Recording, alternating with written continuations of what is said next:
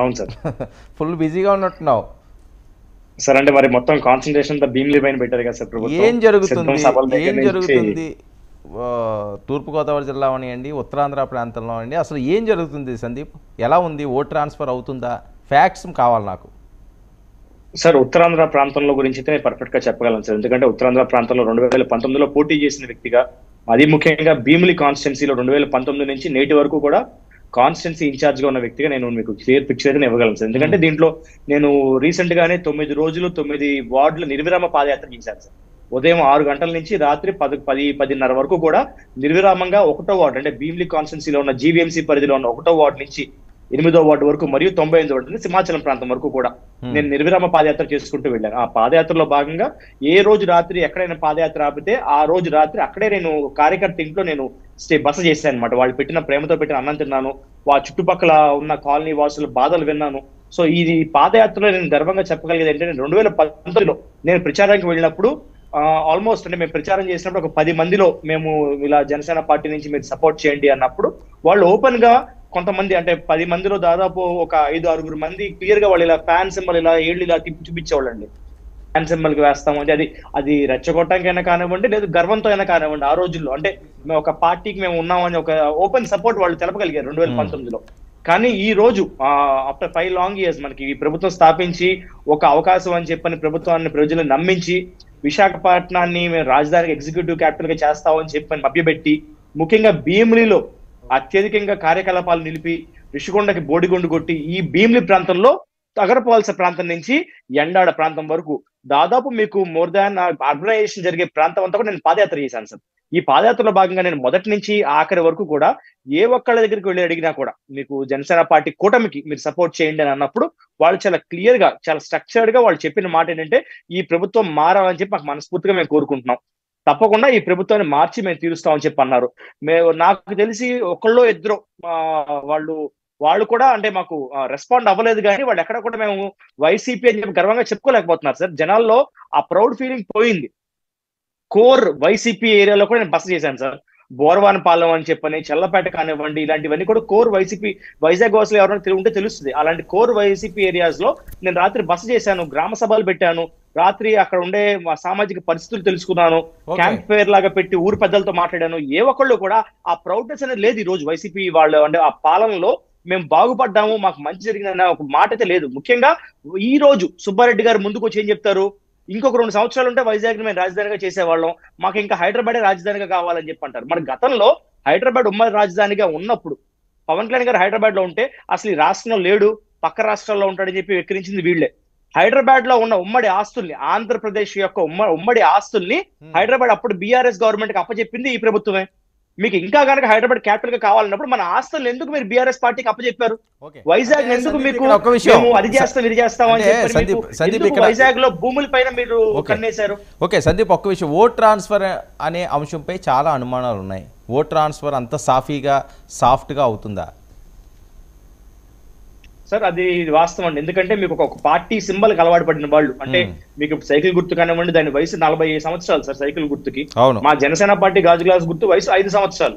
So definite గా మా పార్టీకి ఉన్న ప్రథమ కర్తవ్యం ఏంటంటే మేము పోటీ చేసే ప్రతి చోట కూడా ఈ రోజు పొత్తులో వెళ్తున్నాం, మన భాగంగా వెళ్తున్నాం అనే విషయాన్ని మేము జనాలకు తెలియజేయాలి. అది మా రోల్ అది.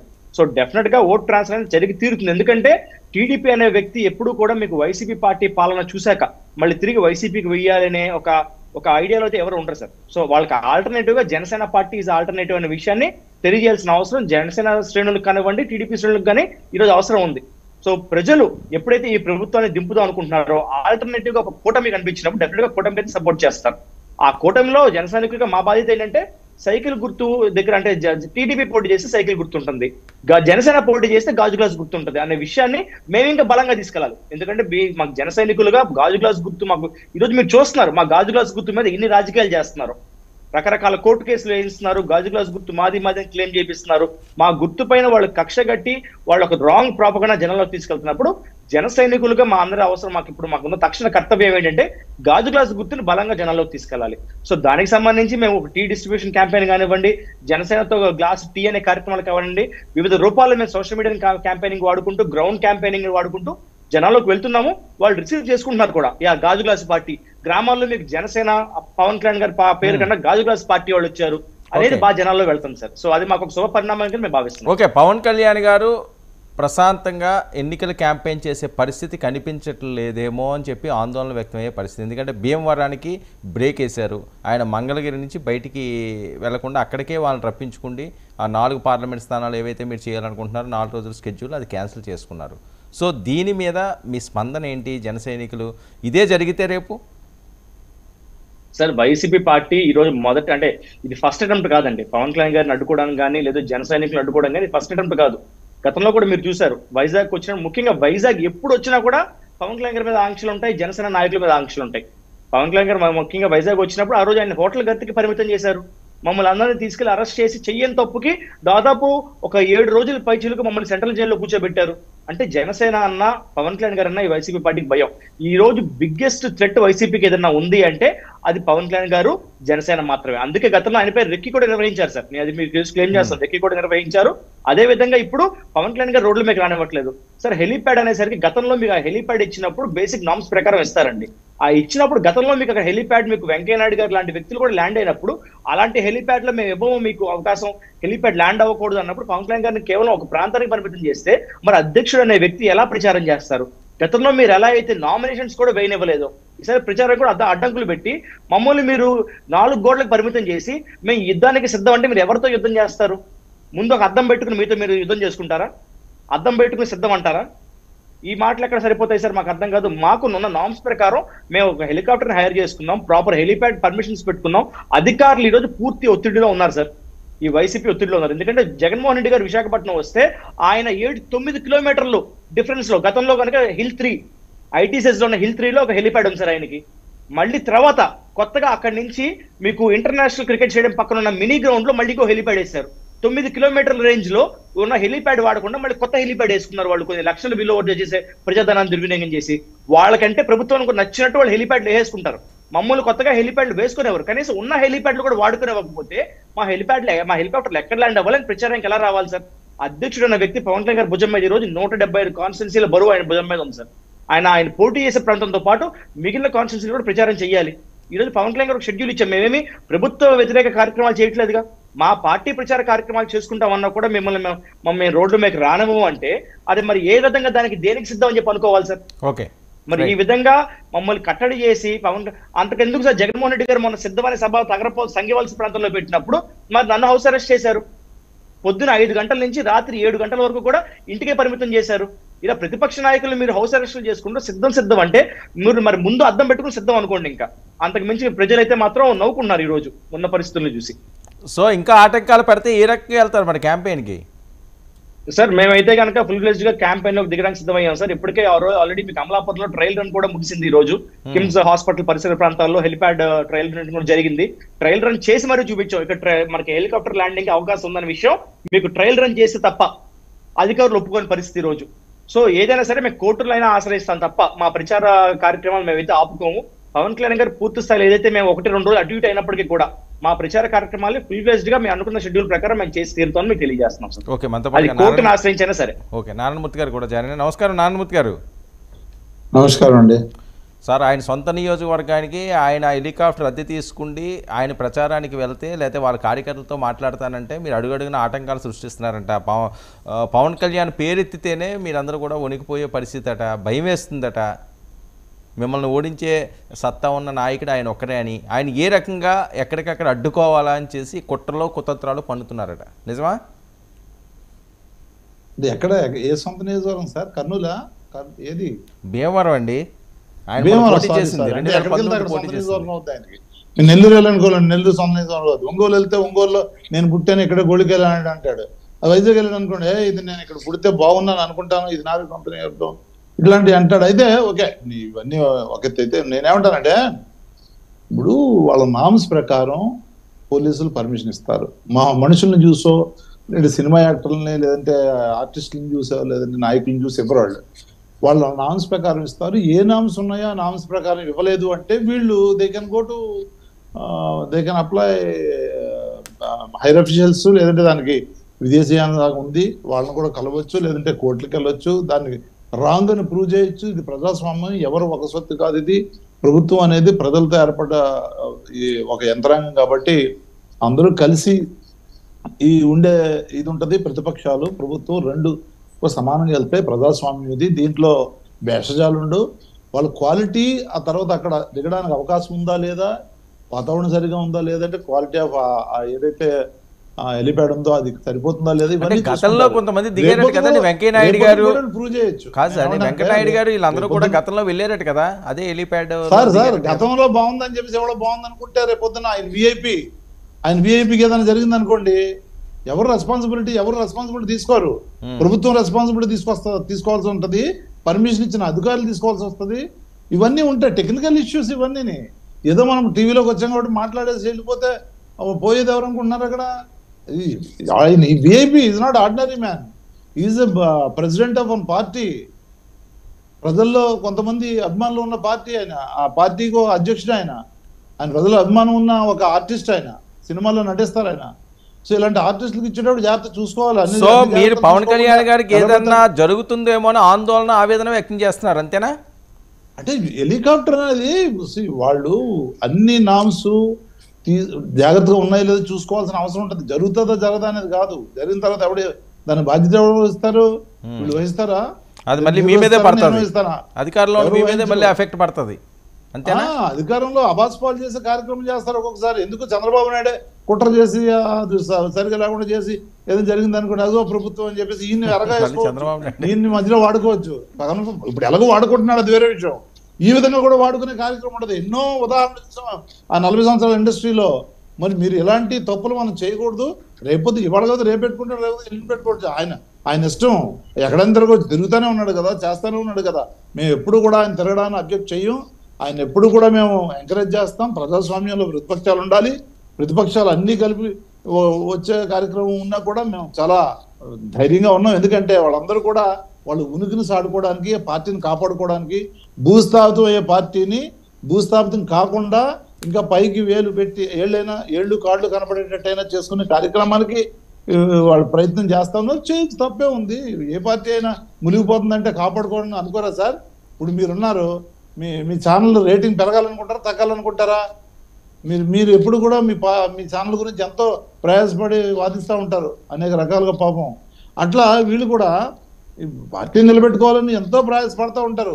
పంచకర్లు కానివ్వండి, ఇంకోళ్ళు కానివ్వండి, వీళ్ళకి అంత ఉంటే మరి ఆయనకు ఉంటది. కానీ in the bargain we should not do mistakes, we should not allow to do mistakes.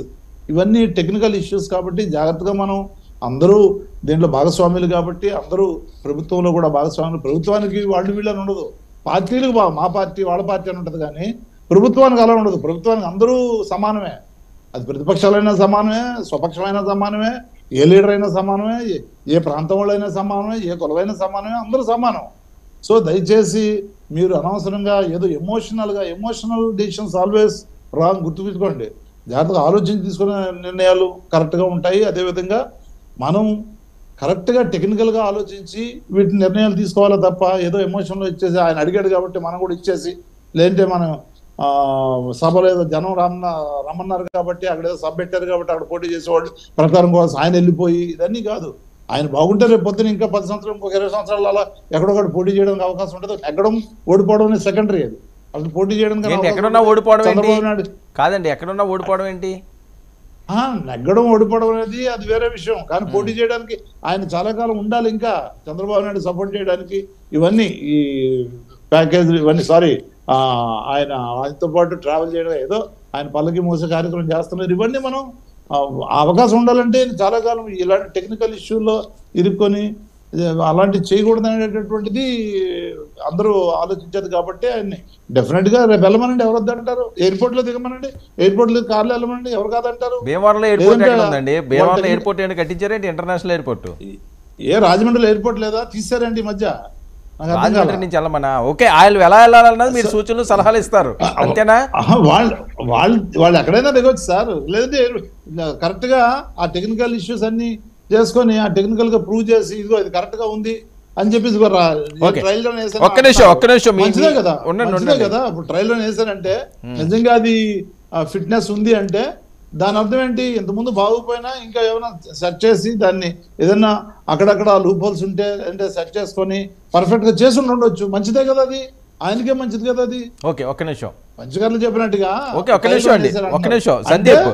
మనం ఇచ్చిన పర్మిషన్ ఇవ్వడం పర్మిషన్ ఇవ్వకుండా ఉండడం వల్ల వాళ్ళు దాన్ని సెట్ చేసుకొని ఏమైనా చిన్న చిన్న తేడాలు ఉంటాయని సెట్ చేసి గ్రౌండ్ అంతా సరి చేసుకొని ఇప్పుడు టెక్నికల్ గా సిద్ధం చేసి ఇప్పుడు తీసుకుంటున్నారేమో, మంచిదే అది. ఓకే తప్పే ఉంది, ఒక రోజు లేట్ అవడం వల్ల ఆయన సేఫ్టీ ఇంపార్టెంట్ అంటున్నాను. ఓకే నారాయణమూర్తి గారు ఒక్క నిమిషం, నారాయణమూర్తి గారు ఒక్క నిమిషం.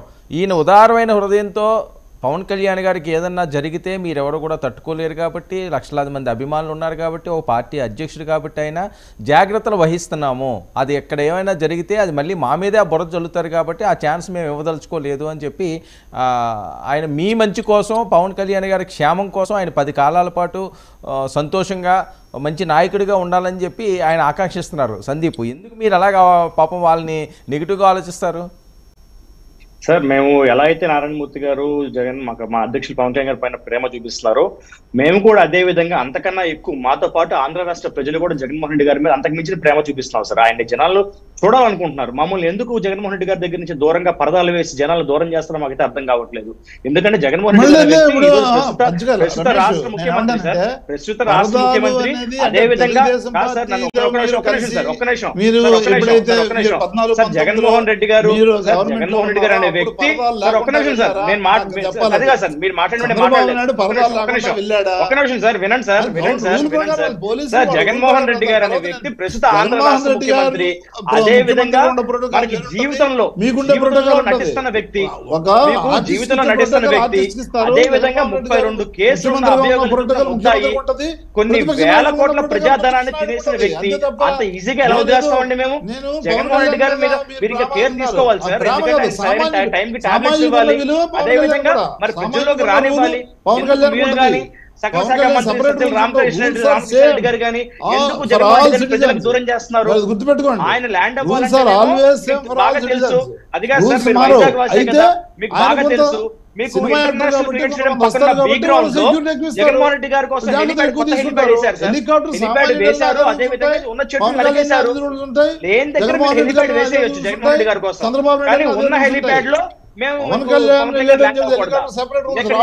అర్థం కావద్దు సార్. నన్ను మాట్లాడేమండి సార్, నన్ను మాట్లాడేమంటారు ఉంటే అది అయిపోయినా చెప్పండి. అది కాదు సార్, మీకు అబ్జెక్షన్స్ ఉంటే అది అయిపోయినా చెప్పనివ్వండి.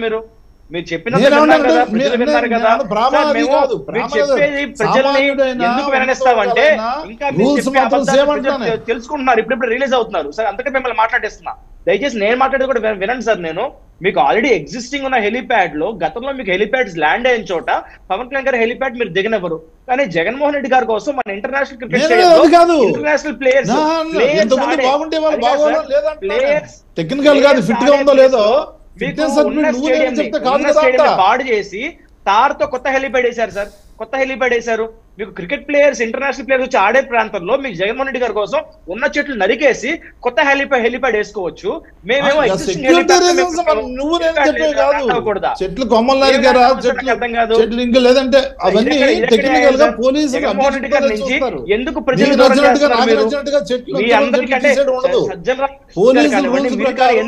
ఎందుకు అడ్డుపడితే రానివ్వండి, జనాలు రానివ్వండి, పరంగా అడ్డుపడితే ఎక్కువ ప్రేమిస్తున్నారు, అడ్డుపడితే ఎలా పవన్ కళ్యాణ్ ప్రేమిస్తున్నారు మేము అదే విధంగా జగన్మోహన్ రెడ్డి చెట్టు నరికినా చెట్టు తీసినా లేదా మళ్ళీ చెట్టు వేసే కార్యక్రమం ఉంటుంది. అది ఇట్లా మీకు ఏంటంటే ఒక కొమ్మ కొడితే కొమ్మని చెట్టు అంటారు మీరు, చెట్లు తీసినా మళ్ళీ చెట్లు వేసే కార్యక్రమం ఉంటుంది. ఒక చెట్టు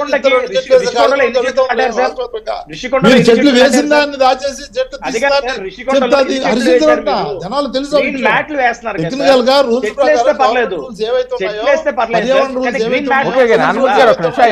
వాటిని పాటించుకొని వెళ్తారా తప్ప మీకు నచ్చినట్టుగా మాట్లాడండి. మీకు ఇస్తాను చాలా సమయం ఉంది, మీకు ప్రభుత్వం నచ్చినట్టుగా రూల్స్ అనేవి ప్రభుత్వంలో మనిషికి పార్టీకి మారవు. నారాయణమూర్తి గారు ఇద్దరు స్థానికులే, రేపు మొక్కలు చూసుకోవాల్సిన వాళ్ళు, ఒకసారి ఆయన చెప్పనివ్వండి. సందీప్ సార్ మేము అది ఫస్ట్ నుంచి అడిగేది ఒకటే, పవన్ కళ్యాణ్ గారిని మీరు ఎలా అయితే ప్రేమిస్తున్నారో మేము కూడా జగన్మోహన్ రెడ్డి గారిని అలాగే ప్రేమిస్తున్నాం. ఎందుకంటే ఆయన నిజ జీవితంలో నడిచే వ్యక్తి జగన్మోహన్ రెడ్డి గారు. దాదాపు నేను 32 ప్రేమిస్తున్నా కేసులు ప్రథమ కొన్ని వేల కోట్ల సామాన్యుడికి ఏ విధంగా రూల్స్ ఉంటాయి అదే విధంగా ఉంటాయి. ప్రభుత్వం అతను సేఫ్టీ చూసుకోవాలండి. తప్పేముందండి అందులోని? ప్రతి మనిషి ప్రేమించాలండి, లేకపోతే ద్వేషించి మీకు ఏమైనా ఆస్తి కూడా ఉన్నాయా పవన్ కళ్యాణ్ గారికి? మీకుని వ్యాసం ప్రేమ అనేది మనిషిని బట్టి మారుతుంది. సరే ఏమైంది ఇప్పుడు? సరే ఆయన సేఫ్టీ చూస్తున్నాడు, నేను ప్రేమిస్తున్నాను అలా దీన్ని వక్రీకరించే కార్యక్రమం చేయగలరు. సరే ఓకే, సినిమా పోనీ ఒక హీరోగా అభిమానం లేదా? నేను పెద్ద సినిమాలు అయ్యి సరే పోనీ చూసినప్పుడన్నా ఒక హీరోగా మెగా ఫ్యామిలీ నుంచి వచ్చిన వాళ్ళగా అభిమానం ఉందా? పోనీ రాజకీయ నాయకుడిగా మీకు ఇష్టం లేకపోవచ్చండి, మీకు వ్యతిరేకం అయ్యి ఉండొచ్చు. హీరోగా పవన్ కళ్యాణ్ అంటే ఇష్టమా కాదా? నటుడిగా అంటే నాకు అభిమానం. మరి వాళ్ళ తమ్ముడు ఏం పాపం చేశాడు? ఆయనే తప్పు చేశారు. సినిమాలు చూస్తా, పట్టైన సినిమాలు చూడండి. కాదండి, చిరంజీవి గారు ఇష్టం, వాళ్ళ తమ్ముడు ఎందుకు ఇష్టం ఉండదు? ఇప్పుడు మిమ్మల్ని మనిషి అంటే ఇప్పటి నుంచి కాదు, చదువుకునేటప్పటి నుంచి అంటే కాదు సార్. యాత్ర 2 చూసారా? యాత్ర 2 చూసారు. అదే సినిమా చూసారా సార్? యాత్ర 2 చూసా. మరి పెద్దగా సినిమాలు చూడరని చెప్పని అంటే ఆఖరికి మీకు కూడా ఫ్రీ టికెట్ ఇచ్చి పంపించినట్టున్నారు. అయితే ఆశా వర్కర్ని, అంగన్వాడీ వర్కర్ని, వాలంటీర్ని బలవంత పెట్టి సినిమాలకు పంపిస్తున్నారు. మరి అదే ఆ విధంగా ఆ ఖాతాలో నాకు తెలిసి ఆ ఖాతాలో మీరు బలైనట్టున్నారు. యాత్ర 2 సినిమాకి వెళ్ళి పెద్దగా సినిమా చూడాలని వ్యక్తిని మిమ్మల్ని ఫ్రీ టికెట్ ఇచ్చి యాత్ర 2కి పంపించారంటే ఇంకా మీ ప్రభుత్వాన్ని ఏమనాలి సార్? ఇంకా పాపం 3 గంటల సమయాన్ని నేను టికెట్ తీసుకునేలా కాకపోతే కాదు సార్. మరి మా ప్రాంతంలో అవకాశం ఉండట్లేదు, టికెట్స్ పంచుతున్నారంట, మరి వాలంటీర్లకు ఇస్తున్నారంట. కంపల్సరీ ఆ సినిమా షోకి వెళ్ళకపోతే ఏదైనా చెప్తారబ్బా మీరు సోషల్ మీడియా ఉన్నదాన్ని లేనట్టుగా లేదు. ఓకే నారాయణమూర్తి గారు ఒక నిమిషం. సందీప్, ఇంకా సందీప్ని అరెస్టుల పర్వం కొనసాగుతూనే ఉందా, తగ్గిందా? సార్ లేదు సార్, రేపు కూడా నేను వాయిదాకి అటెండ్ అవుతున్నాను సార్. అంటే ఇప్పుడు వరకు మా మీద ఏవైతే బలవంతంగా కేసులు పెట్టించారో రేపు వైజాగ్ కోర్టులో ఒక వాయిదా కూడా అటెండ్ అవుతున్నాను. అవంతి గారి ఇంటి దగ్గర ధర్నా చేసామని ఒక నెపంతో అవంతి గారి కారు ఒక భవన నిర్మాణ కార్మికుడిని గుద్దేసి ఆగకుండా వెళ్ళిపోతే మేము న్యాయం చేయమని ధర్నా చేస్తే ఈరోజు మా మీద కేసు ఉంది సార్. ఇప్పుడు మా మీద ఉన్న పెండింగ్ కేసెస్ అన్ని కూడా మీకు కోర్టుకి బదలాయించారు, ఛార్జ్ షీట్లు వేశారు. అదే విధంగా 21వ తారీఖున రిషికొండ మీద ధర్నా చేశారని చెప్పి ఒక కేసు కోర్టులో ఉంది. సో ఈ విధంగా పూర్తిగా జగన్మోహన్ రెడ్డి గారు వస్తే మేము ఇంకా హౌస్ అరెస్ట్ గా పరిమితం అవుతున్నాం. మీ గతంలో సిద్ధం అని చెప్పి పెట్టారు సభ. నన్ను ఉదయం 5 గంటల నుంచి సాయంత్రం 7 గంటల వరకు ఏ కారణం లేకుండా నన్ను ఇంటికే పరిమితం చేశారు. మరి ఇది ఎక్కడ న్యాయం మాకైతే అర్థం కావట్లేదు. మీరు సిద్ధం పెడతారు మా మీద కేసులు పెట్టి మమ్మల్ని ఎందుకంటే నువ్వు రోడ్లను తిరిగి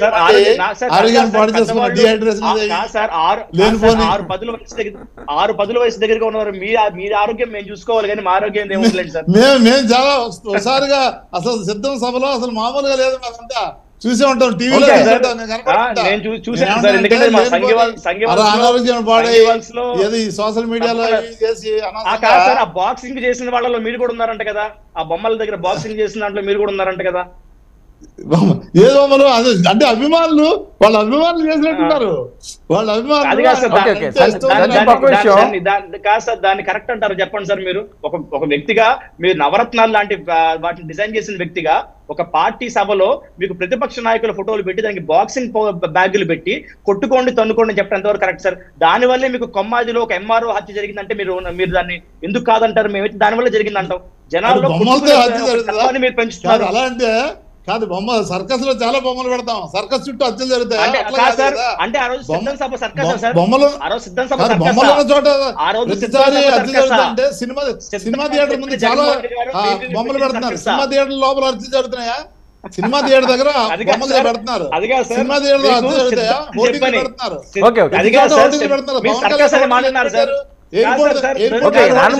మీరు సర్కస్ అనే మాట చెప్పారు, సర్కస్ అనే మాట చెప్పారు.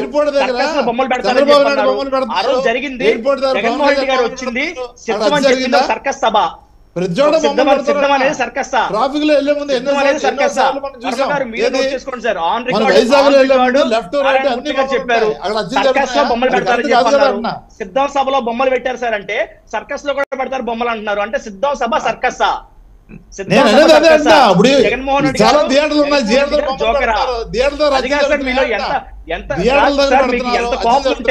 ప్రతి కూడల్లో బొమ్మలు పెడుతున్నారు. పవన్ కళ్యాణ్ బొమ్మలు పెడుతున్నారు ప్రతి కూడల్లోనూ. అక్కడ జరుగుతున్నాయా సార్? ప్రతి కూడల్లోనూ కూడా హత్యలు జరిగాయా? చంద్రబాబు నారాయణమూర్తి గారు చోట అక్కడ హత్యలు జరిగాయా?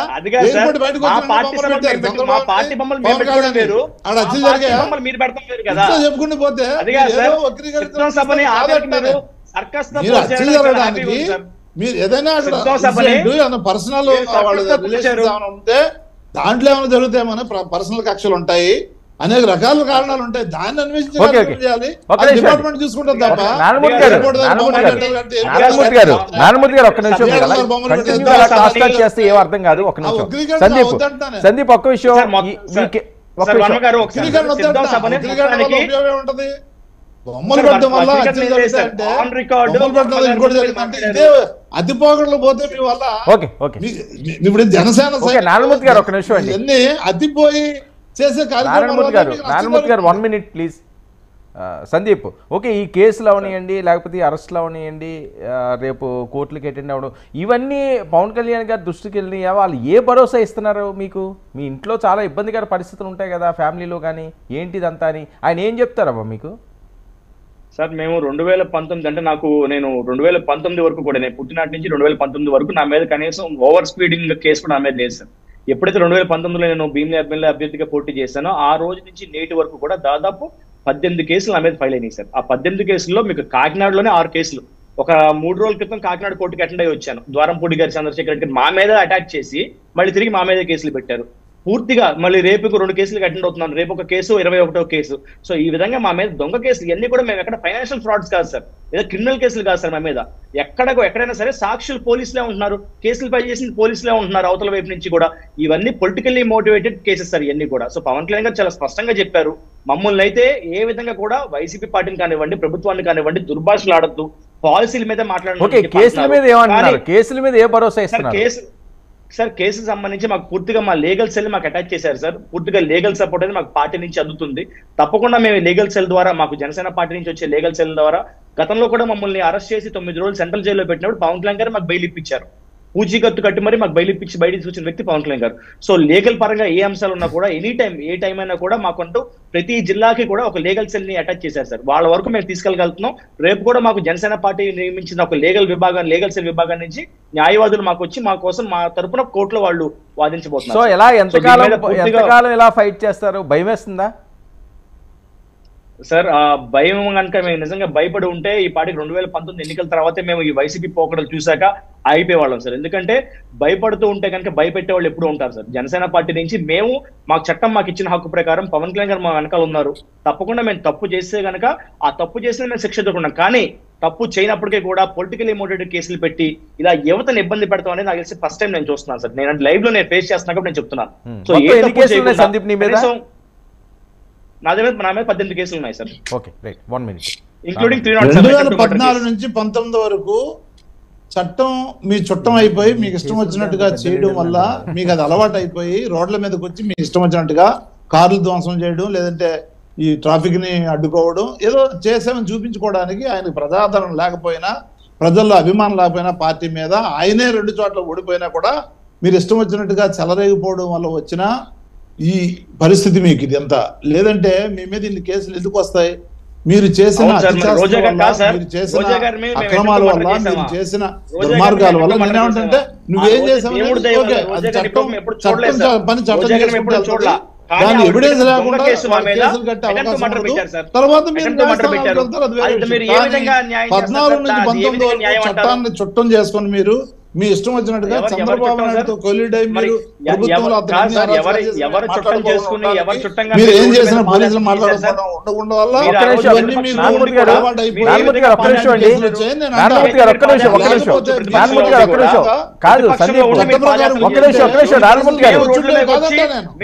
ఒకసారి వినాలండి, ఇద్దరు మాట్లాడితే ఎవరికి అర్థం కాదు. నేను ఇస్తున్నాను కదా సమయం, కావాల్సిన సమయం. సందీప్ ఏంటి నీ మీద అటెంప్ట్ టు మర్డర్ కేసు పెట్టారా sir? Including attempt to murder sir. Attempt to murder case పెట్టి రోజా గారి తరపున మా కేసు ఫైల్ చేశారు. ఆ రోజు క్లియర్ గా ఎయిర్పోర్ట్ వైజాగ్ అనేది ఒక డిఫెన్స్ ఎయిర్పోర్ట్ సార్. ఆ డిఫెన్స్ ఎయిర్పోర్ట్ లో ఎయిర్పోర్ట్ డైరెక్టర్ గారు ఇచ్చిన విఐపి పాస్ ఎంట్రీతో మేము లోపల ఎయిర్పోర్ట్ మనకి పాసింజర్ సెంటర్ దగ్గర మేము ఉన్నాం. రోజా గారు ఎక్కడ అసలు బయట ఎక్కడ ఉన్నారో విషయం మాకు తెలియదు, ఆవిడ వచ్చిన విషయం కూడా మాకు తెలియదు. అలాంటిది రోజా గారి మీద మేము అటెంప్ట్ టు మర్డర్ చేసామని చెప్పని, వాళ్ళ మనుషుల మీద అటెంప్ట్ టు మర్డర్ మేము చేసామని చెప్పని 307 కేసు ఫైల్ చేసి మరి 7 రోజుల పైచీలకు మమ్మల్ని సెంట్రల్ జైల్లో పెడతానికి కారణం అదే సార్, ఆ కేసే. మరి ఆవిడ మాత్రం రోడ్ల మీదకి వచ్చి మాకు ఇష్టం వచ్చినట్టు ఏళ్ళు చేతులు చూపించచ్చు, హావభావాలు చేయొచ్చు. కనీసం ఆవిడని నేను ఎప్పుడు దేవుడి దయ వల్ల నాకు అదృష్టం ఉంది కాబట్టి ఈ రోజు వరకు ఎప్పుడు నేను ఆవిడని చూడలేదు సార్. చూడని వ్యక్తి మీద ఎలా అటెంప్ట్ మర్డర్ చేస్తానంటే సీసీ కెమెరా ఫుటేజ్లు తీస్తే బేసిక్ ఎవిడెన్స్ సార్ అవి. ఎయిర్పోర్ట్ లోపల మేము ఉన్నాం, ఎయిర్పోర్ట్ బయట ఆవిడ ఉంది. సంబంధం లేని వ్యక్తుల మీద ఎలా పెడతారు సార్ అటెంప్ట్ మర్డర్ కేసు అనేది? కాదు, మర్డర్ చేసేటప్పుడు లేదా రాళ్ళు ఇసిరేటప్పుడు దూరంగా రాళ్ళు ఇసరడానికి మనుషులు చూడడానికి సంబంధం ఏముంటది? కారు మీద వెళ్ళేటప్పుడు దూరంగా ఉంటే రాళ్ళు చెప్తున్నారు కదా, ఏంటి ఏదైనా ఆయుధాలు ఇసరడం మనుషులు కనపడాల్సిన అవసరం ఉంటుంది. దానివల్ల కదా ఇప్పుడు కేసు పెట్టారంటే పోలీసులు ఆ రూల్స్ ప్రకారం పెట్టి ఉంటారా? డెఫినెట్ గా కార్ లో బయటకు వస్తే మీరు దూరం నుంచి ఏదైనా ఇసిరారు అనుకోండి, ఆయన విఐపి లాడ్జ్ లో ఉన్నాను, లోపల ఇన్సైడ్ ఉన్నాను, అసలు రోజా గారు వచ్చినట్టే మాకు తెలియదు అని ఆయన చెప్తున్నారు. సో ఒక జనసేన వాళ్ళే వాళ్ళు చేశారు, లేకపోతే కాదండి ఇప్పుడు ఆవిడ మీద వ్యతిరేకంగా ఉన్న వాళ్ళు ఎవరన్నా కూడా అటాక్ చేయడానికి ఉండొచ్చు కదా, ఒక జనసేన వాళ్ళే చేశారని మీరు నిర్ధారణ చేస్తారు అంటాడా? తప్పు చేసిన అది కాదు సార్. జగన్మోహన్ రెడ్డి గారు కోడికత్తి కేసు గురించి వెళ్ళి ఎవిడెన్స్ ఇమ్మన్నాడు సార్, కోర్టులో ఎవిడెన్స్ ఇమ్మన్నాడు సార్. వైజాగ్ ఎయిర్పోర్ట్ లో చేయించుకునేది మీరు, ప్లానింగ్ మాకు రాదు సార్. మీకున్నంత ప్లానింగ్, మీకున్నంత ప్రాపర్ ప్లానింగ్, ప్రాపర్ ఎగ్జిక్యూషన్ మాకు తెలియదు సార్. అలాంటి క్రిమినల్ యాక్టివిటీస్ మాకు రావు. ఎందుకంటే మీకు ఏ విధంగా ఏ విధంగా పొడిపించుకోవాలి అవన్నీ మీకు తెలుసు సార్. మాకు కాదు, మేము చెప్పాల్సింది కోర్టు కానీ నువ్వు కాదని నీకు నువ్వే చెప్తావా? నువ్వు చెప్తే కోర్టు సార్. జగన్మోహన్ రెడ్డి ఎవరు కాళ్ళు క్రిమినల్ చెప్పనండి, చెప్పాల్సిన వ్యక్తి చంపలేదు అంటారు. ముందు ప్రూవ్ అయిన తర్వాత చెప్పమనండి సార్. అది అర్థం చేసుకోవాలి సార్.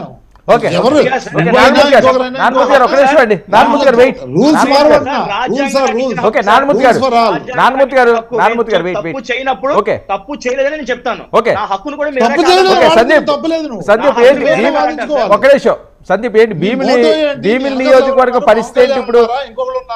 ఒక నిమిషం అండి నారాయణమూర్తి గారు, ఒక్క నిమిషం నారాయణమూర్తి గారు ఒక్క నిమిషం చెప్తే అవ్వదు కదా, న్యాయస్థానం కాదు కదా నువ్వు. సందీప్ భీమిలి న్యాయస్థానం సమానమే.